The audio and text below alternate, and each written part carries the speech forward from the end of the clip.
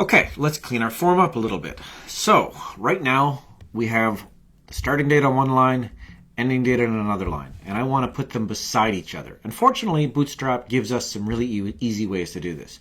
So back in the documentation, under Forms, so I'm Documentation, Forms, I'm going to go over to the right-hand side here and look for Form Row. There we are. So I can put things beside each other. That's exactly what I want, and it looks like all I have to do is wrap whatever elements I want to be in one row, and put a div class equals call around each column. Well, that's almost exactly like laying things out on a page. So that should be pretty easy. Let's try that. So back here I am looking at my reservation page, and here's my form, which is right here.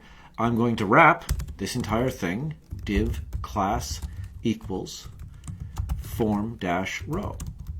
And then I will close that down here before my button, but after the other input, /div. And this needs to be wrapped in a div class equals call. Div class equals call for my start, and I'll end it right here, /div. And the same thing here. Div class equals call, and close the div right, where is it? Here. /div. So things are getting a little out of whack right now, so I'm going to reformat it all by selecting the entire form, moving it over, and then indenting things a little bit. So the first div here includes this column, which is right there. So this is a div class call, this is a div class form group, this one goes with that.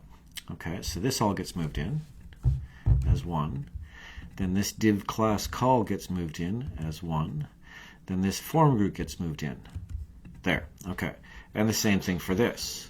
This gets moved over. And this is just so I don't accidentally have unclosed divs or too many closing divs or something like that, which is really, really easy to do and much easier to fix while you're entering things rather than making up as we go along. So there's a div here, and this div, see, I was out of whack.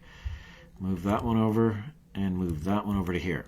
And this div should close the div class equals form row. So this whole thing gets indented, then this gets indented, and now I can move my whole form over.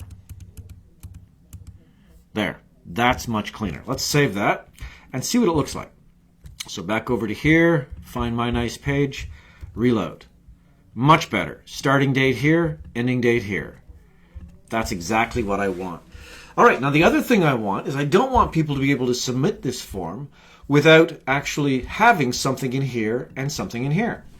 So I can do that really easily, and it's HTML5 that does this for us. We're going to do a better version in the next lecture or the next section, somewhere along there. But right now, let's just make it a required field. And I can do that simply by typing the word required anywhere in that input. Input required. Better spell it right, though. Required, required. Now, if I reload this page, I should not be able to submit this form. See, please fill in this field. So it actually, and again, this is not something we have done. All we did was put the word required in there. This is actually handled by the browser. And again, different browsers handle it differently. So this works, and it's sufficient for our purposes at the moment, but with a little bit of judiciously applied JavaScript, we can make this much better.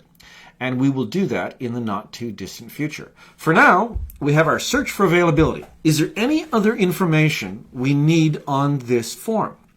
And I think it's not. There's no information that we need other than what we're specifying right now.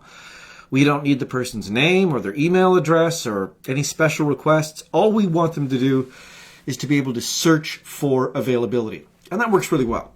The only thing I would say about this form is it's kind of wide. It really is. It's taking up a lot of space horizontally because the date is only this big. So we can fix that. And we can fix that by changing this call to a call MD, well, let's go with 6 to make it half the width that it normally is, okay?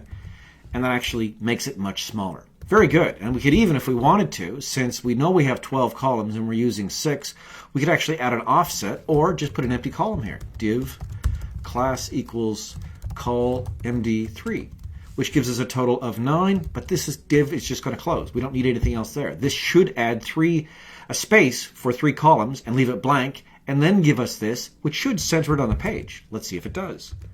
And it does. Okay, and maybe the word submit shouldn't say submit. Maybe I should say that here we have, instead of submit, just say search availability. Okay, and if we reload that, there. Now we have our search for availability page functional. We can make it better, and we will make it better. So let's see here. The only other thing, yeah, that's all right. That's sufficient for now. All right, this gets us going. And this actually gives us our search for availability page on this on our site. So the other place that we have this is when we're looking at rooms, we have check availability, which, doesn't do anything right now. It goes to a dummy placeholder URL. We need to figure out what we're going to do with this. But my plan is to say, rather than taking us to a whole new page on the site to search for General's Quarters, well, that might be confusing. I'm on the General Quarters page, site page.